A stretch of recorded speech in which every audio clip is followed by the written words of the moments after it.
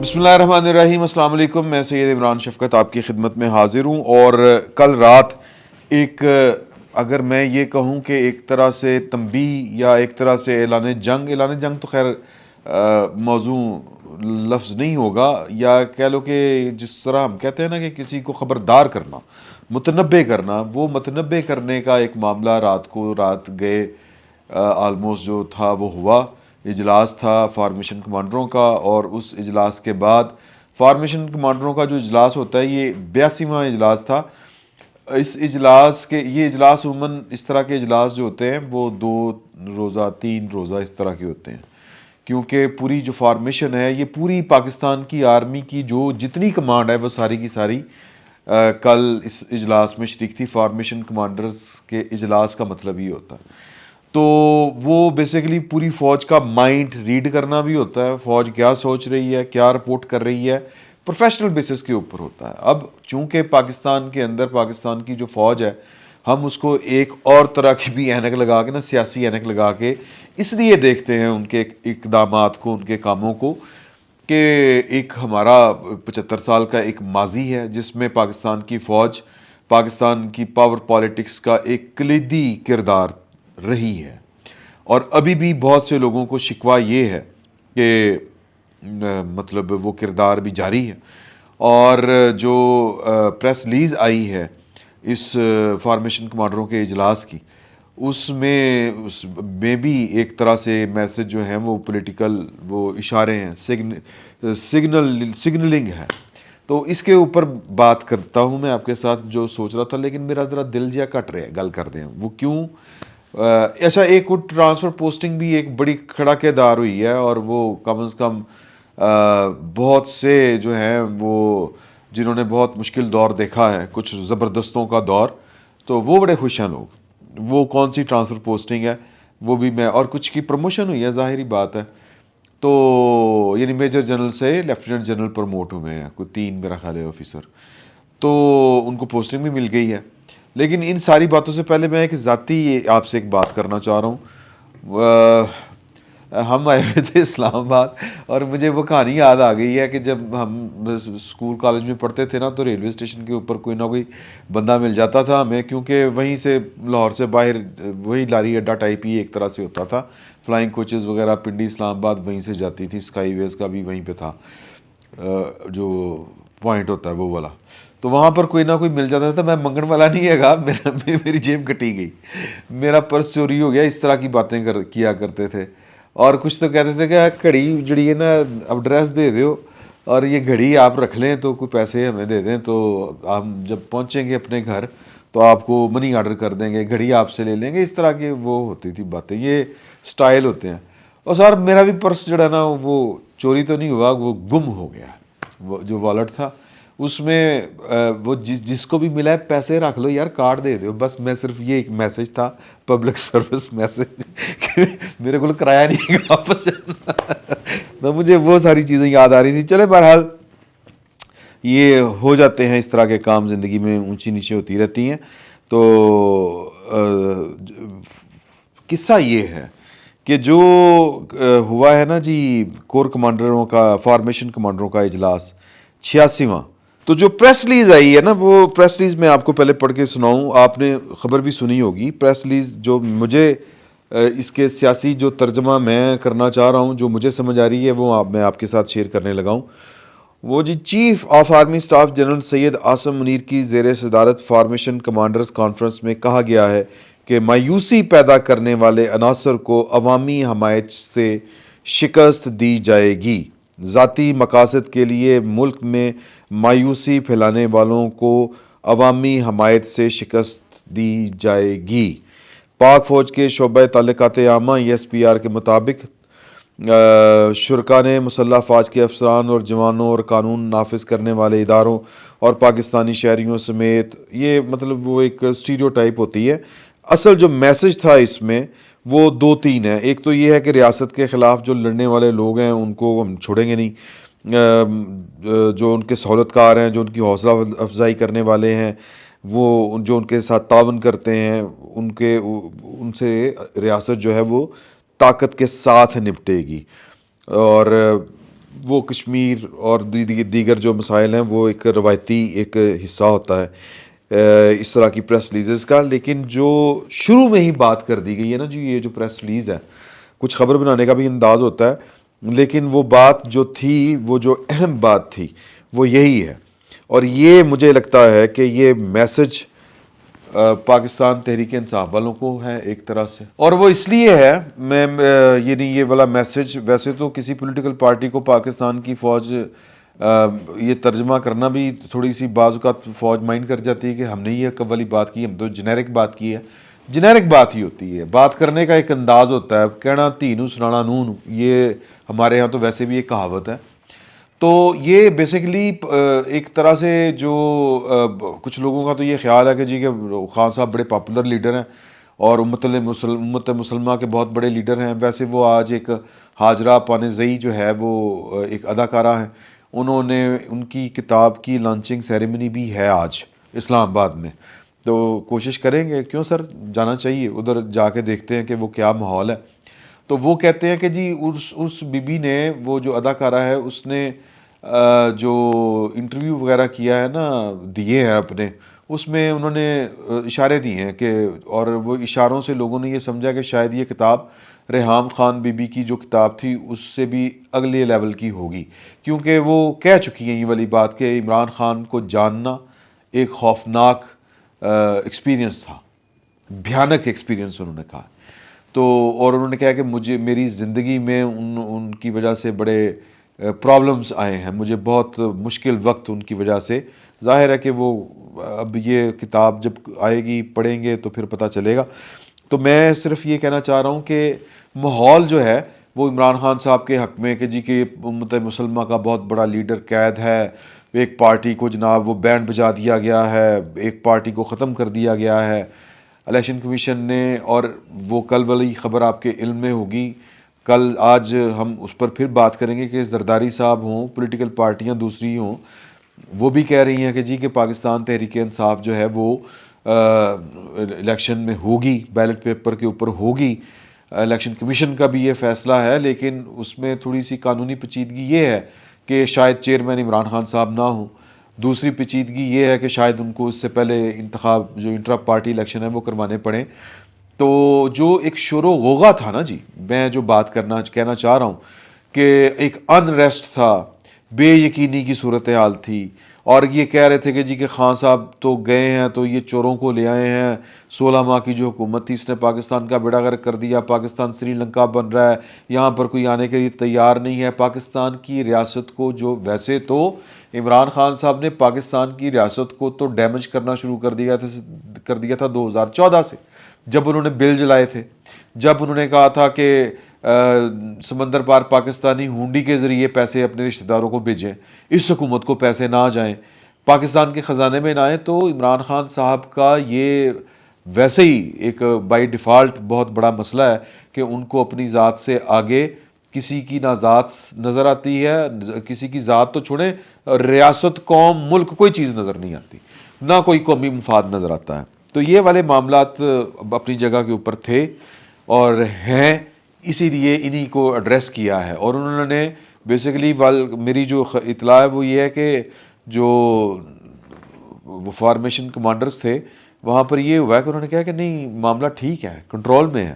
اور وہ جو ہے نا جی قومی حمایت سے، قومی حمایت کیا ہوتی ہے؟ قومی حمایت، قومی حمایت یہ ہوتی ہے کہ باقی پولیٹیکل پارٹیاں آپ کے ساتھ کھڑی ہوں. سر دیکھیں، بات یہ ہے کہ اس وقت کی صورتحال یہ ہے کہ کوئی پارٹی یہ نہیں چاہتی کہ پاکستان تحریک انصاف جو ہے وہ انتخابات سے باہر ہو، اور کوئی پولیٹیکل پارٹی یہ بھی نہیں چاہتی کہ کوئی پولیٹیکل پارٹی تحریک انصاف کی طرح کوئی 9 مئی کرنے والا واقعہ ہو پاکستان میں، یا پولیٹیکل پارٹی کے ہاتھوں اس طرح کا واقعہ انجام پذیر ہو. پھر وہ یہ بھی کہتے ہیں کہ یہ بھی سب نے تسلیم کرتے ہیں، وہ پیپلز پارٹی والے ہوں، نون لیگ والے ہوں، مولانا فضل الرحمان والے ہوں، ایم کیو ایم والے ہوں، کوئی ایک پارٹی اس بات کے لیے آپ کو وہ سینہ تان کر کھڑی نظر نہیں آتی کہ 9 مئی دی خیر ہے، ہو گیا تو پھر کی ہے.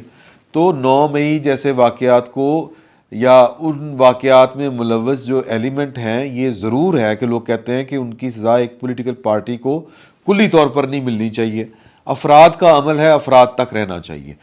تو ایک یہ ہے وہ قومی حمایت جو پاکستان کی فوج کو مل رہی ہے. تو میرا یہ خیال ہے کہ جو پاکستان کی فوج کے خلاف جو زہر اگلنے کی کوشش ہو رہی تھی، وہ اگر ایک سیاسی یا نظریاتی یا پاکستان کے فوج کے پولیٹیکل کردار کے اوپر بات ہوتی تو ایک اور بات تھی. اب کہ جی کہ خان صاحب ہیں، بھائی خان صاحب دے نال ظلم کی ہوا ہے یار، ایک ووٹ آف نو کانفیڈنس ہی ہوا تھا نا. تو اب خان صاحب ہیں تو ملک ہے، اگر خان صاحب نہیں ہے تو نہ ملک ہے نہ فوج ہے. تو سر یہ اس طرح کی سوچ کوئی ملک، کوئی ریاست، کوئی فوج برداشت نہیں کرتی ہوتی، کوئی پولیٹیکل پارٹی نہیں کرتی ہوتی. تو لہٰذا اس معاملے کی حد تک میرا یہ خیال ہے کہ جو پاکستان کے جو فارمیشن کمانڈر کا جو اجلاس تھا، وہ جو تڑی انہوں نے کرا دی ہے پاکستان تحریک انصاف کو کہ جی کہ ٹھیک ہو جاؤ، وہ انتخابات سے پہلے یہ والا اس طرح کا اجلاس، اس طرح کی تڑی، یہ معنی بھی رکھتی ہے اور اس کے پیچھے پولیٹیکل فورسز بھی کھڑی ہیں کہ دوبارہ نومی بھی نہیں ہونا. اور یہ جو پاکستان کے خلاف آپ مثال کے طور کے اوپر IMF کو خط لکھ دینا، یہ ڈیسٹیبلائز کرنے والی بات تھی نا کہ جی کہ اس حکومت کو قرضہ نہیں آپ نے دینا. یہ جو یہ ایٹیچیوڈ تھا، یہ بیسیکلی مجھے یہ لگتا ہے انتخابات سے پہلے PTI کی جو باقی ماندہ لیڈرشپ ہے، جو جس لیول کی بھی ہے، ان کو یہ باور کروانا مقصد تھا کہ وہ ترم خانی نہیں چلے گی. یہ ایک میسج کلیئر کٹ کنوے کرنا تھا مقصود، اور وہ ہو چکا ہے. پوسٹنگز اور ٹرانسفرز والا جو معاملہ ہے، اس میں آپ کو بتا دوں کہ جناب علی کے کچھ تو ہے نا جی، وہ پروموٹ کیے گئے ہیں میجر جنرل. یہ 4 میجر جنرلز ہیں: major general Shakir Khattak, major general Owais Dastgir, major general Aqeel, major general امداد.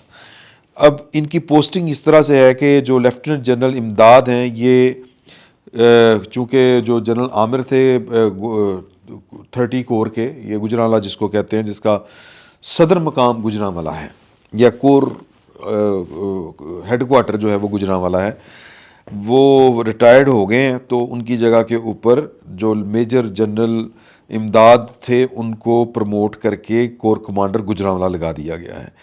اسی طرح لیفٹیننٹ جنرل شاکر اللہ کو جو ہے وہ کیا ہیوی کمپلیکس جو ہے ٹیکسلا، وہ لگا دیا گیا ہے. اچھا، لیفٹیننٹ جنرل راحت، یہ 12 کور، ان کو 12 کور، میرا خیال ہے 12 کور کوئٹہ ہے شاید، وہ وہاں پر لگایا گیا ہے. لیفٹیننٹ جنرل آصف غفور ہے جی، ان کو NDU کا لگایا گیا ہے پریزیڈنٹ. اور lieutenant general Tahir Hamid DG WE to POF وا، یہ بھی کوئی پوسٹ ہے اس طرح کی. تو اس میں ایک اور نام تھا وہ دستگیر صاحب کا، وہ چیف آف جنرل سٹاف ان کو لگایا گیا.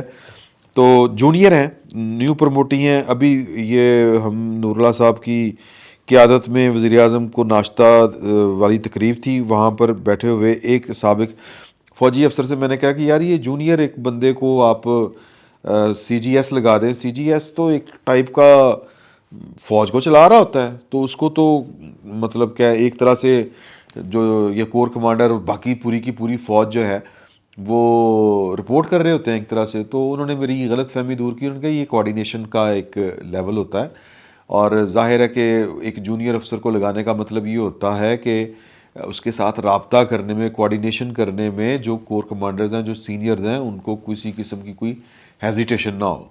وہ ہوتا ہے نا کہ سینئر ہے یار، انہوں فون کرا نہ کرا، فوج میں سینیارٹی والا بڑا ہے جی، سمجھے آپ. تو انہوں نے کہا یہ روٹین میٹر ہے، اس سے پہلے بھی لگتے رہے ہیں. ایون کہ پرویز مشرف صاحب نے یوسف عزیز صاحب کو لگایا تھا، عزیز سم تھنگ نام تھا وہ، جنہوں نے پھر وہ جن سے ہمارے اعزاز سید صاحب پیچھے پڑ گئے تھے کہ اب آپ نے جس کے خلاف سازش کی تھی، وزیر اعظم کو گرفتار کیا تھا، وہ پھر وزیر اعظم بن کے آ گیا ہوا ہے، اب آپ کو کیسا لگ رہا ہے؟ تو وہ کہہ رہے تھے نو کمنٹس. یوسف عزیز ہی تھا میرا خیال ہے ان کا نام، یا عزیز سم تھنگ.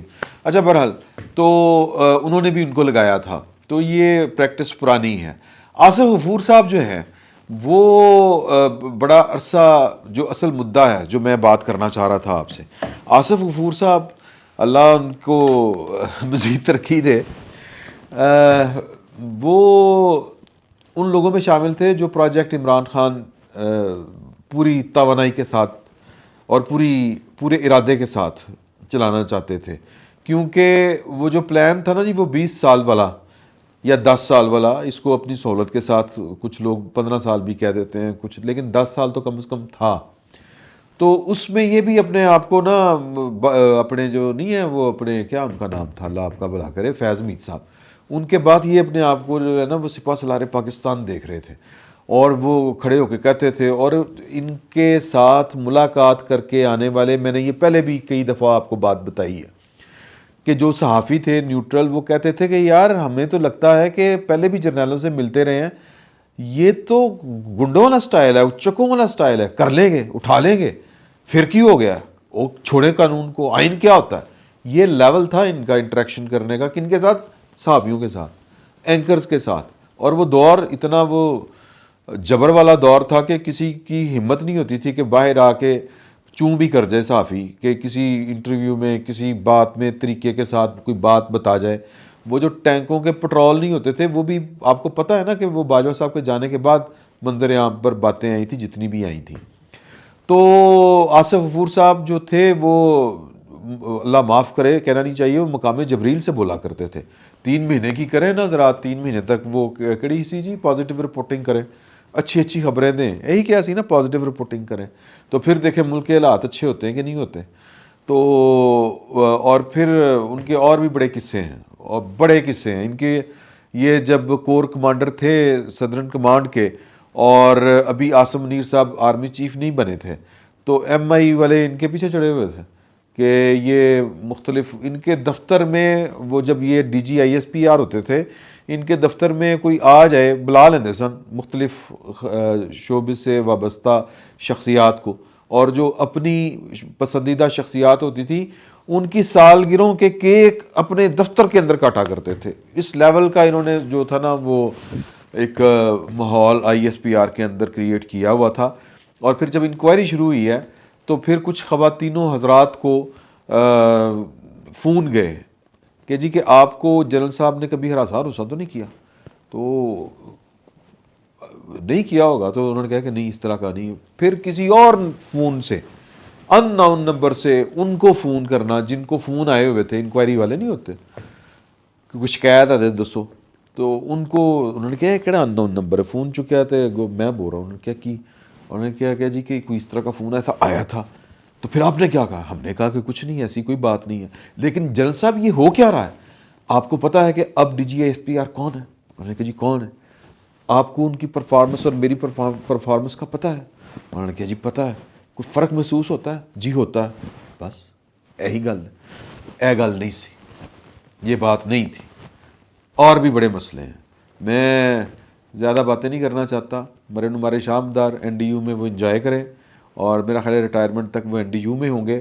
لیکن فوج کو بڑے اچھے طریقے کے ساتھ ہینڈل کیا گیا ہے. کسی بھی سطح کے اوپر انتقامی کارروائی والا کوئی ایلیمنٹ جو ہے وہ ابھی تک سامنے نہیں آیا.